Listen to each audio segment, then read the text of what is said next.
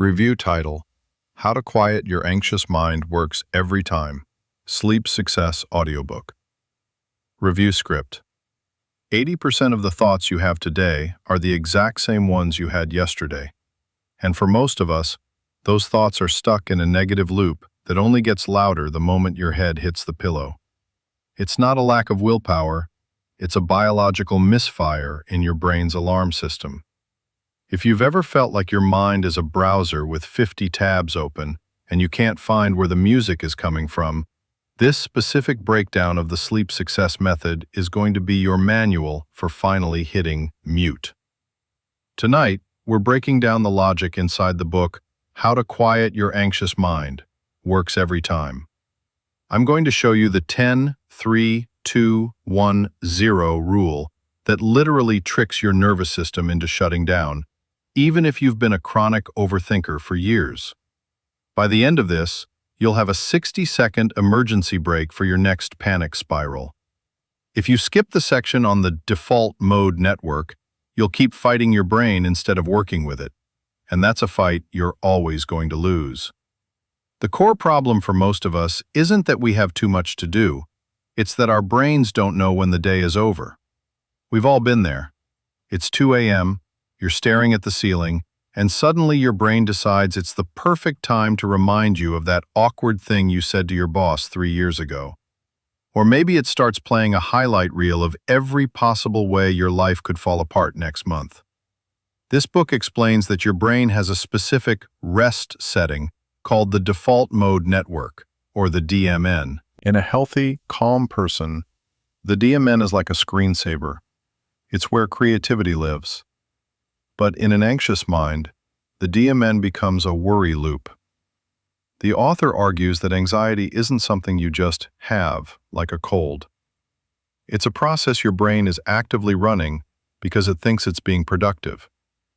Think of it like a laptop fan. You know when you close all your programs but the fan is still spinning at full speed? It's loud, it's hot, and it's draining the battery for no reason. Your brain is doing the same thing. It's cooling down a ghost. It thinks there's still a heavy load to process, so it stays on high alert. Understanding that this is a mechanical process, a physical thing happening in your gray matter, is huge. It removes the shame. You aren't bad at sleeping. You aren't weak for being anxious. Your hardware is just running a background process that needs to be manually closed. When you stop blaming yourself for being awake, you actually lower your heart rate. The shame of being awake is often what keeps you awake longer than the original worry did. Now, why does the brain keep these loops running? It's because of something called open loops. Anxiety is often just your brain's notification system. If you don't externalize a worry, your brain feels contractually obligated to remind you of it every 45 seconds. It's terrified you're going to forget to pay that bill or forget to call your mom back. So it pings you again and again.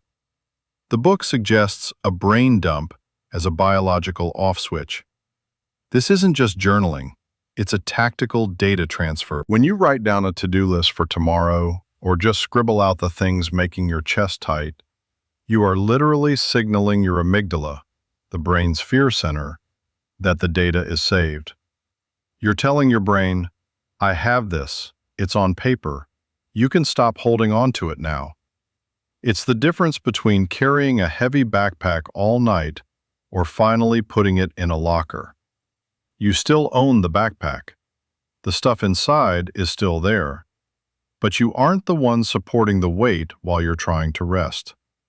I started doing this a few months ago, and the change was almost instant. I realized half the reason I couldn't sleep was that I was trying to use my active memory to store my schedule. Your brain is a great processor, but it's a terrible hard drive. If you've ever laid awake staring at the ceiling for more than an hour, hit that like button so I know I'm not the only one. It really helps the channel reach more tired people who need these tools as much as we do. Plus, it lets me know you're vibing with this kind of deep dive. But here's the thing that really messed with my head: the paradox of effort. This is the idea that trying to sleep is exactly why you can't sleep. Sleep is a biological surrender. It's not a goal to be achieved. The book explains that when you try to sleep, you're actually creating performance anxiety. You're telling yourself, I have to be asleep in 6 hours or tomorrow is ruined. That thought? It releases cortisol. Cortisol is the stress hormone. It's the exact opposite of what you need. It's like trying to catch a feather by lunging at it. The faster you move toward the feather, the more wind you create, and that wind just blows the feather further away. You have to be still and let the feather land on you. Learning to allow sleep rather than force it is the single biggest shift for chronic insomniacs. The book teaches you to stop fighting the thoughts. If a thought comes up, you don't try to stop it. That's just more effort. You just acknowledge it. You say, oh, there's that thought about the mortgage again. Cool. Anyway, and you go back to focusing on your breath. You treat the thoughts like background noise in a coffee shop. You don't have to listen, but you also don't have to kick the people out of the shop. Wait until you see how this next part completely flips the script on how we use our senses. We usually live entirely in our heads. We're thinking about the past, worrying about the future. But the book points out a physical reality. You cannot be in your head and in your body at the same time. Not fully. This leads into Lesson 4, sensory grounding. This is the 5-4-3-2-1 method. You've probably heard of it for panic attacks, but the book explains why it works for sleep-onset anxiety. By forcing the brain to process external sensory data, you hijack the neural pathways currently being used for rumination. Your brain has a limited amount of bandwidth. If you fill that bandwidth with sensory input from the room, there's no room left for the "what if I lose my job" loop. You identify 5 things you can see: the glow of the digital clock, the shadow of the lamp, the texture of the ceiling. Then 4 things you can feel: the weight of the blanket, the pillow against your ear, the cool air on your face. 3 things you hear. 2 things you smell. 1 thing you taste. It forces the processor to switch tasks. It's an emergency brake for a panic spiral that works in under 60 seconds because it pulls you out of the ghost world of your thoughts and drops you back into the physical world. Now, this next part is the secret sauce most people miss when they try to fix their sleep. It's called narrative reframing. The book makes a bold claim. We aren't actually stressed by events. We're stressed by the story we tell ourselves about those events. If you have a big presentation tomorrow and you're lying in bed thinking, I'm going to mess this up and everyone will think I'm a fraud, you're telling a horror story. Your brain reacts to that story as if it's currently happening. Your heart starts pounding, your palms get sweaty. But you can change the label. Instead of calling it a disaster, you label it as a data point or a challenge. Instead of saying, I'm going to be exhausted and fail, you tell yourself, my body is currently alert because I care about this. This extra energy is just my system prepping me to perform. It lowers the emotional volume of the anxiety. It's no longer a threat. It's just a physiological state. I've found that when I stop labeling my racing heart as anxiety and start labeling it as excitement or readiness, the fear loses its power over me. This sensory grounding and reframing stuff is a total game changer. If this is making sense to you, or if you've tried something like this before, drop a Z in the comments or subscribe. We do deep dives like this every single week to help you win back your headspace and actually live your life instead of just surviving it. The reason why your to-do list is actually keeping you awake? It's because you're starting your descent too late. This brings us to lesson 6, which is the most practical part of the whole book. The 10-3-2-1-0 rule for circadian alignment. The author argues that quieting the mind starts 10 hours before you go to bed. You can't spend 16 hours overstimulating your brain with caffeine, blue light, and high-stakes stress, and then expect it to shut off in 5 minutes. A plane doesn't just drop out of the sky onto the runway. It starts its descent 100 miles out. Your brain needs a runway. Here's the breakdown. 10 hours before bed, no more caffeine. It takes that long for it to leave your system enough to stop messing with your deep sleep. 3 hours before bed, no more food or alcohol. Digestion and processing sugar or booze keeps your core temperature high, which prevents your brain from hitting the sleep trigger. 2 hours before bed, no more work. This is the brain dump time. Close the open loops. 1 hour before bed, no more screens. Blue light is basically a stay awake signal to your brain. 0. The number of times you hit the snooze button in the morning. Hitting snooze actually creates sleep fragmentation, which makes you feel more anxious the next day. This rule provides a structured pre-flight checklist. It takes the guesswork out of your evening. You don't have to wonder why you're awake at 1 a.m. if you had a double espresso at 4 p.m. and were answering emails at 11 p.m. You know exactly why. The biology doesn't lie. But even with all these rules, there's one more hurdle: permission to rest. We live in a world that praises the hustle. We feel like if we aren't being productive, we're failing. This creates productive guilt. We often keep our minds on because we feel guilty for not doing more. We think, I should be researching that thing, or I should be cleaning the kitchen. The book reframes this beautifully. Rest is not a reward for work. It is a requirement for work. It compares the human brain to an athlete's muscle. If an athlete just lifts weights 24/7, the muscle doesn't get bigger. It actually tears and gets weaker. The muscle only grows during the recovery phase. Your brain is the same.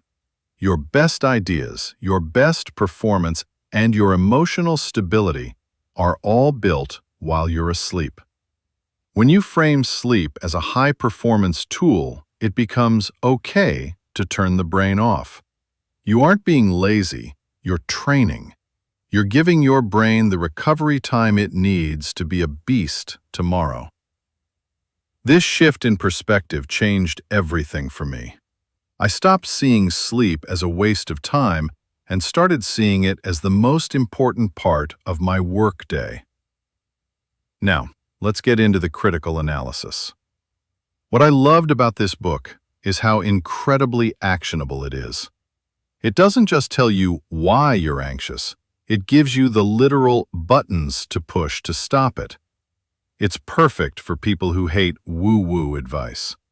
There's no talk of aligning your chakras. It's all about cortisol, the DMN, and physiological triggers. The downside? If you've been in therapy for years, some of the breathing exercises might feel a bit basic. You've probably heard of box breathing or 4-7-8 breathing before. But the way they are sequenced in the sleep success method, combined with the 10-3-2-1-0 rule, is what makes them unique. It's the package deal that works, not just one individual tip. This book is for the overthinker. It's for the high achiever who can't turn it off. It's for anyone who feels like their brain is their own worst enemy the second the lights go out. If you feel like your mind is constantly scanning for threats, even when you're safe in your own bed, this book explains why that's happening and how to recalibrate the sensors. The one big takeaway from all of this is simple. Your mind isn't broken. It's just overprotective. Anxiety is just a smoke detector that's too sensitive. It's going off because you're making toast, not because the house is on fire. You don't need to rip the detector off the wall or destroy it. You just need to learn how to calibrate it. You need to show your brain that the smoke it's seeing isn't a threat. Look, I know how it feels. I know that heavy feeling in your chest when the sun starts going down because you're already dreading the bedtime battle. I know the frustration of being exhausted all day, but then being wide awake the moment you lie down. But you have the tools now. You understand that your DMN is just a loop that needs to be broken. You know the brain dump can store your worries so you don't have to. You know that trying to force sleep is like chasing a feather. If you're watching this right now at 2 a.m., or if you're prepping for a better night tonight, try the brain dump, just for 5 minutes. Grab a piece of paper and get it all out. Don't worry about it being neat or making sense. Just move the data from your processor to the hard drive. If this book taught us anything, it's that you are the architect of your own headspace. You aren't a victim of your thoughts. You're the one who can decide which tabs to keep open and which ones to mute. You've got the manual now, go use it. The truth is, most of us spend our lives being a servant to our minds. We go where our thoughts take us. If our brain says worry, we worry. If it says ruminate, we ruminate. But as the saying goes, the brain is a wonderful servant but a terrible master. By using techniques like sensory grounding and the 10-3-2-1-0 rule, you're stepping back into the driver's seat. You're becoming the master again. Think about the athlete analogy one more time. An elite sprinter doesn't feel guilty for sitting down after a race. They know that if they don't sit down, they'll never win the next race. You have a race tomorrow. Whether it's a job or school or just taking care of your family, you need to be at your best. And being at your best requires you to be at rest tonight. It's okay to let go. The world won't fall apart if you stop thinking about it for 7 hours. In fact, you'll be much better equipped to keep it from falling apart if you actually get some sleep. The open loops will still be there tomorrow, but you'll have a fresh battery to deal with them. I want to leave you with one final thought from the book. Sleep is the only bridge between despair and hope. When we're exhausted, every problem looks like a mountain. Everything feels impossible. But after a good night's sleep, those mountains often turn back into molehills. The problem didn't change, but you did. You changed your capacity to handle it. So, tonight, when your brain tries to start that 3 a.m. meeting, just remember, it's just the laptop fan. It's just a biological misfire. Use your emergency brake. Do your 5, 4, 3, 2, 1, and give yourself permission to just be. You've done enough for today. Tomorrow is a whole new set of data points, and you're going to be ready for them.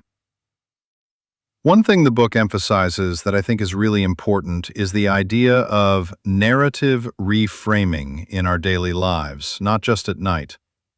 We often walk around with a low-level anxiety all day long. We're constantly narrating our lives in a way that keeps our nervous system on edge.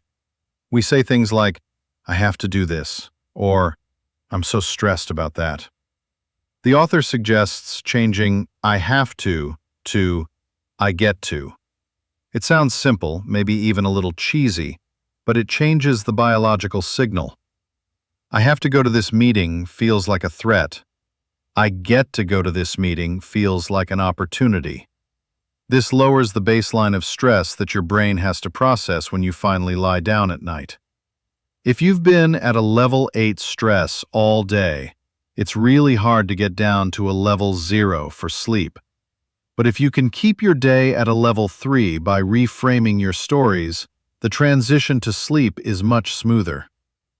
It's also worth mentioning the 1 hour before bed screen rule. We all know we shouldn't be on our phones, but the book explains why in a way that actually made me stop doing it. It's not just the light. It's the infinite scroll. When you scroll through social media, you're hitting your brain with a constant stream of new information, new emotions, and new open loops.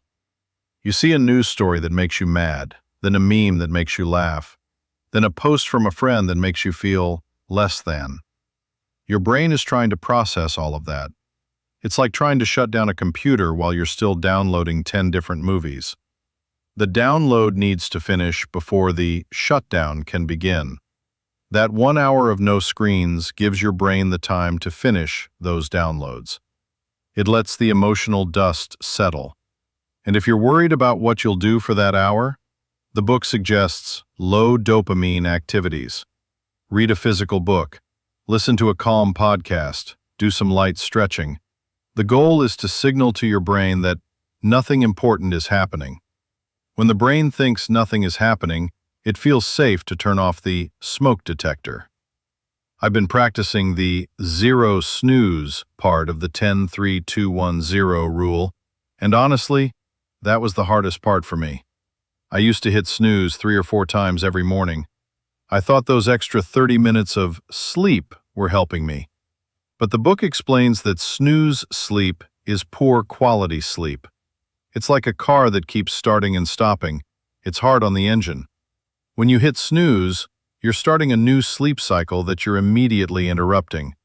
This leaves you with sleep inertia, which makes you feel groggy and anxious for the first few hours of the day. By getting up the first time the alarm goes off, you're telling your brain, the day has started and we are in control.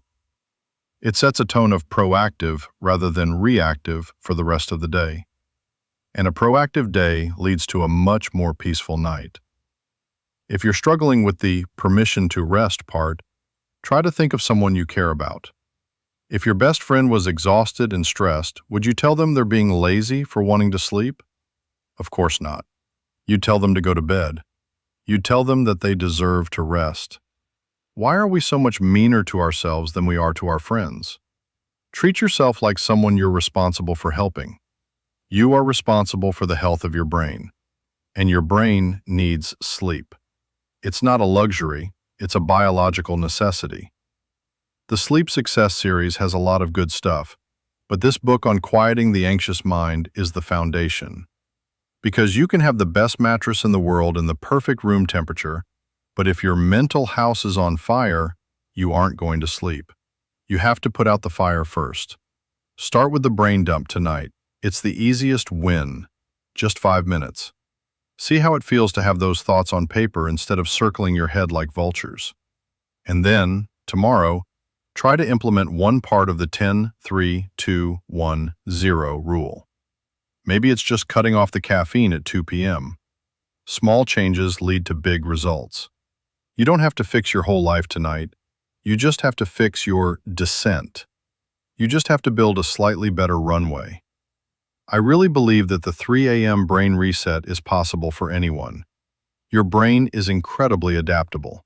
It's called neuroplasticity. You've trained your brain to be anxious at night by repeating those loops for years. You can train it to be calm by using these new tools. It might take a few nights or even a few weeks, but the biology will eventually catch up.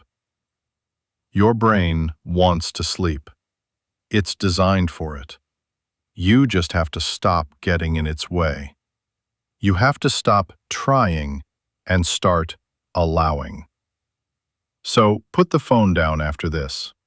Don't go down another rabbit hole. Use this as the start of your 1 hour of no screens. Let the downloads finish. Acknowledge the thoughts, but don't invite them in for coffee. You've got this. You're the architect. You're the master. Sleep is the bridge. Go cross it. I've spent a lot of time looking at different sleep methods, and what really stands out about the Sleep Success series is its focus on the why. Most sleep advice is just a list of don'ts. Don't drink coffee. Don't look at your phone. Don't eat late. But this book focuses on the process of the mind. It acknowledges that even if you do all the don'ts, your mind can still be a chaotic place. That's why the default mode network talk is so crucial. It gives you a mental model for what's happening. When you can visualize the worry loop as a physical process in your brain, it becomes less scary. It's just a gear that's stuck, and you have the grease to unstick it. The 5-4-3-2-1 method is that grease. The brain dump is that grease. The 10-3-2-1-0 rule is the maintenance schedule that keeps the gears from getting stuck in the first place. I used to think that my anxiety was just who I was. I thought I was just a tense person. But this book helped me see that tension is just a habit. It's a state that my body got used to being in. And anything that can be learned can be unlearned. It takes practice. You wouldn't expect to go to the gym once and be a bodybuilder. You can't expect to do one brain dump and never be anxious again. But every time you use these tools, you're strengthening the calm pathways in your brain. You're making it easier for your brain to find the off switch next time. And eventually, you'll find that you don't even have to try anymore. Your brain will just know. It will see the sun go down, it will feel the phone go away, and it will say, okay, time to recover, time to grow, time to rest. That's the goal. Not just to sleep, but to have a healthy relationship with your own mind. To not be afraid of being alone with your thoughts at 3 a.m. Because you know that those thoughts are just background noise. You know they aren't you. They're just processes. You are the one observing the processes. And the observer can choose to look away. The observer can choose to focus on the breath, or the weight of the blanket, or the cool air. If you're still here, I want you to know that there is hope. Chronic insomnia and nighttime anxiety can feel like a life sentence, but it's not. It's just a misfire, and misfires can be fixed. I've seen people who haven't slept more than 4 hours a night for a decade turn it around using these exact steps. It starts with removing the shame. It starts with understanding the biology, and it ends with you finally getting the rest you deserve. So, one more time. 80% of your thoughts are repeats. Most of them are negative. It's just your DMN running a worry loop. Break the loop with a brain dump. Stop trying to sleep and start allowing it. Use your senses to ground yourself. Reframe your stress as readiness or data. Follow the 10-3-2-1-0 rule to give yourself a runway. And most importantly, give yourself permission to rest. You aren't a machine. You don't have to be on all the time.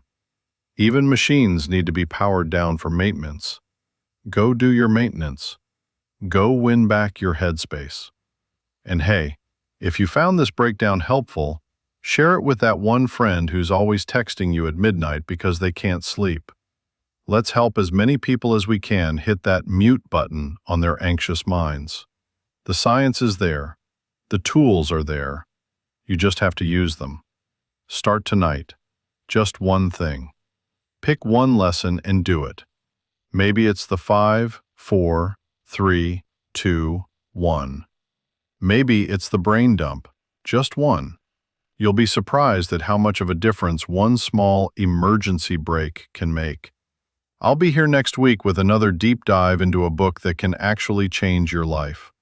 Until then, take care of your brain. It's the only one you've got. And remember, you are the architect. You've got the tools. Now go get some rest. I've noticed that for a lot of people, the narrative reframing part is the most difficult to master. It's hard to tell yourself a different story when the horror story feels so real. But the book gives a great tip for this.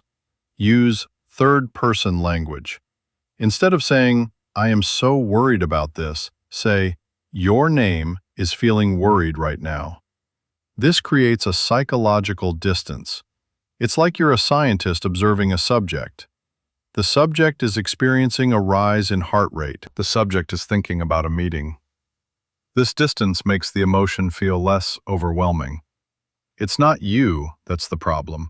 It's just a feeling that's passing through you, like a cloud passing across the sky.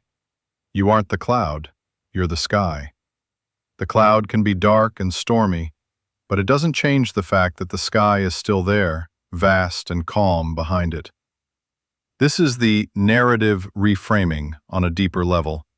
You're changing the story of who you are in relation to your anxiety. You aren't an anxious person.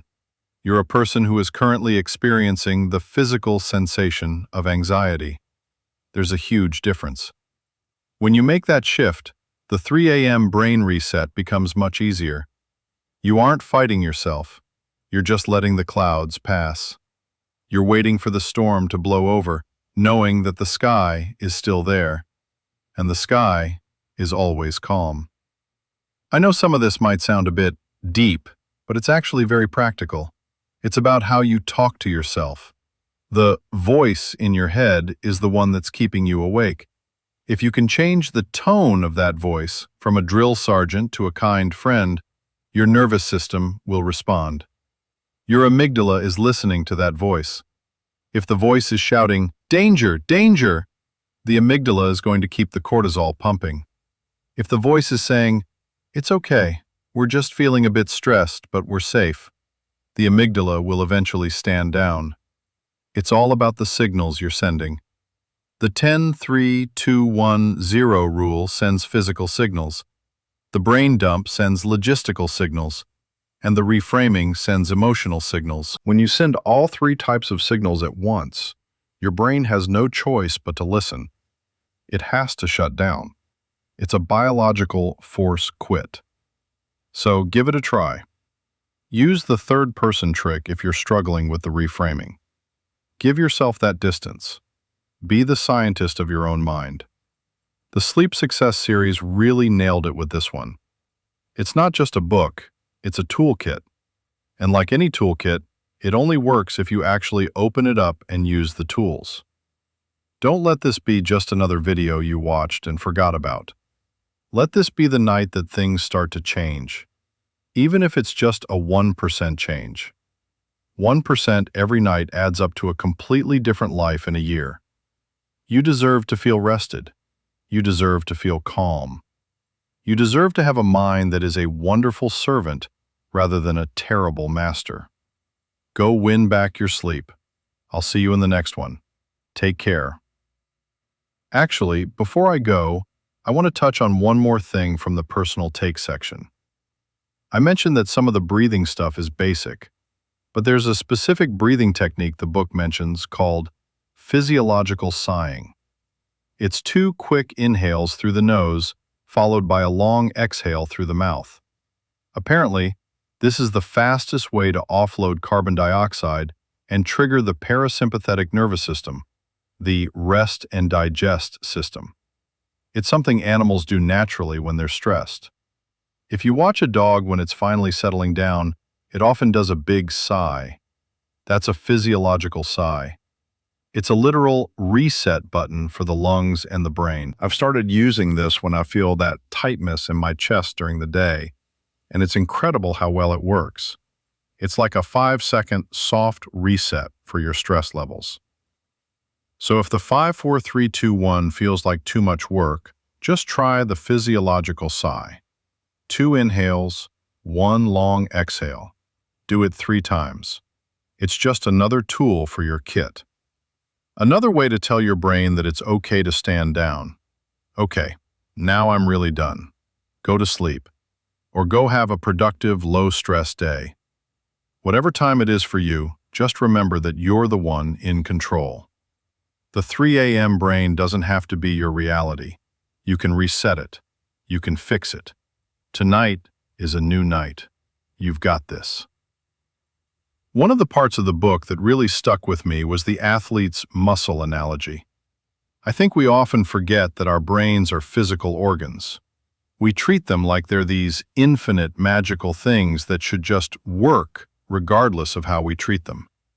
But if you didn't change the oil in your car for 50,000 miles, you wouldn't be surprised when the engine seized up.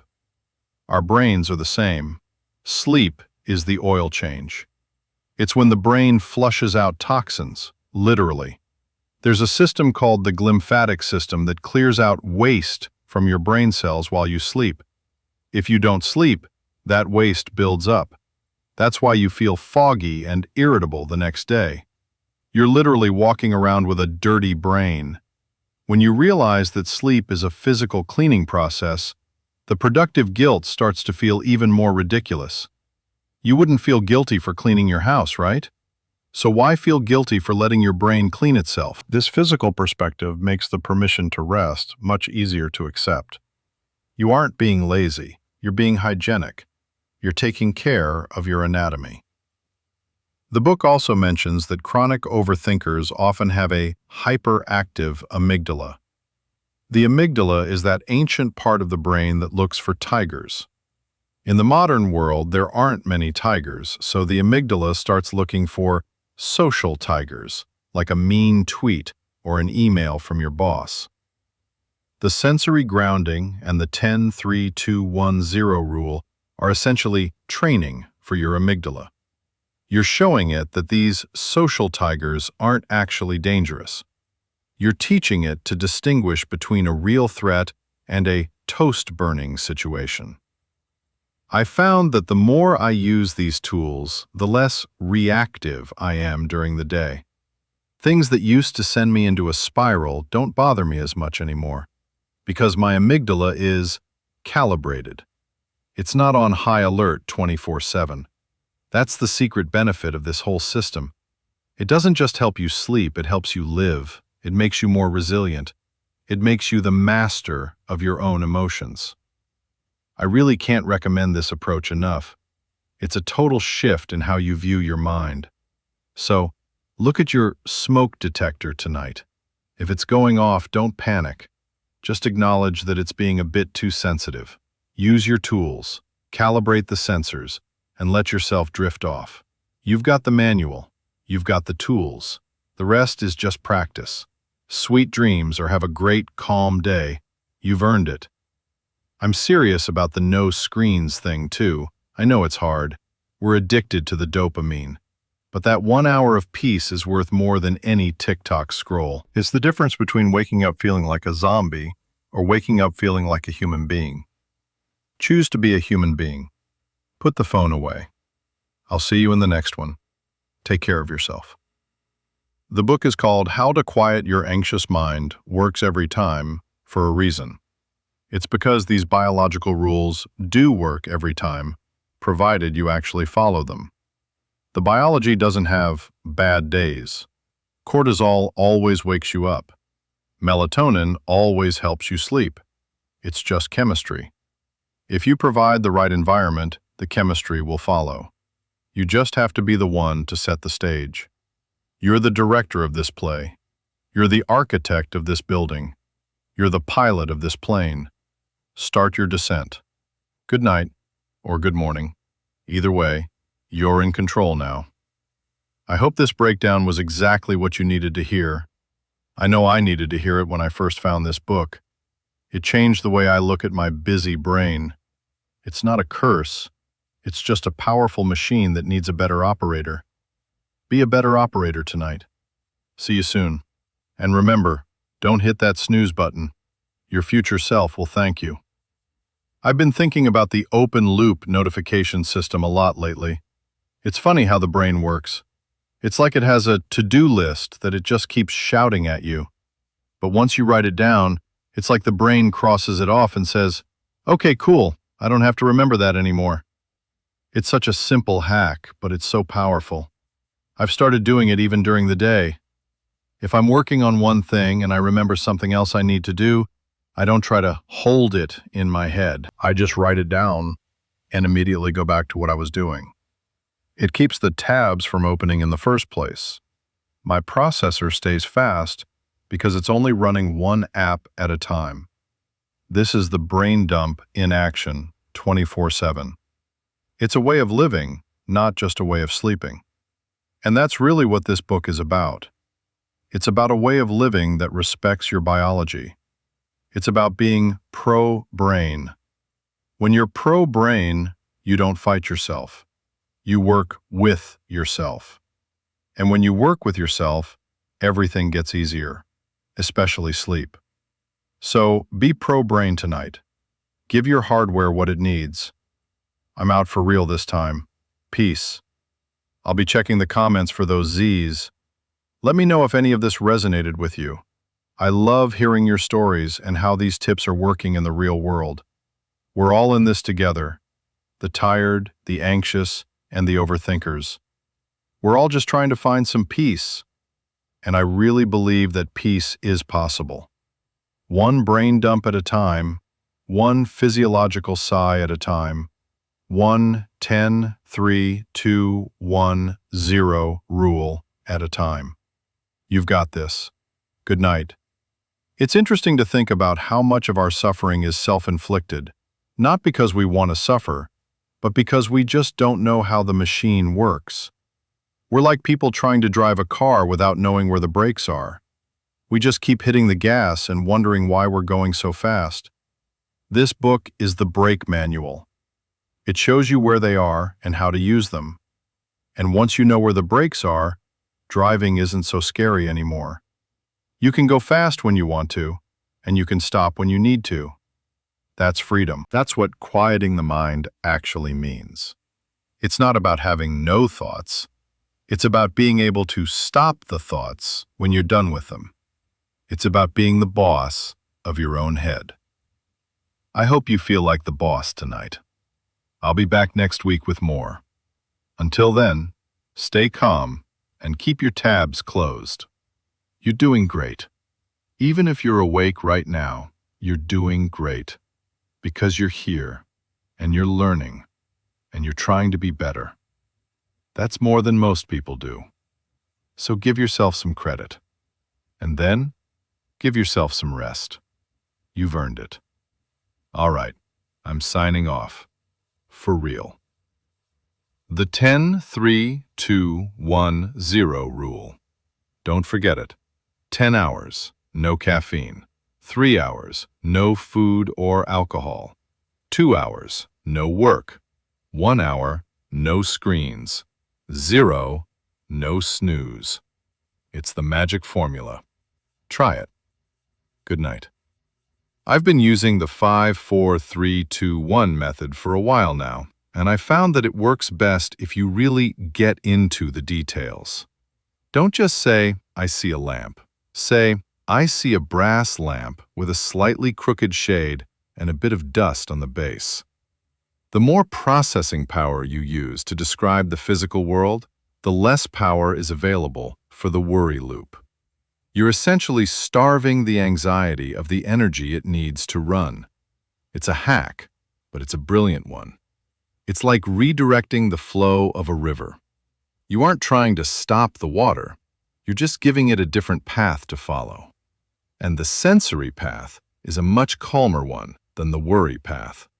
So, get detailed. Be a sensory detective. It works.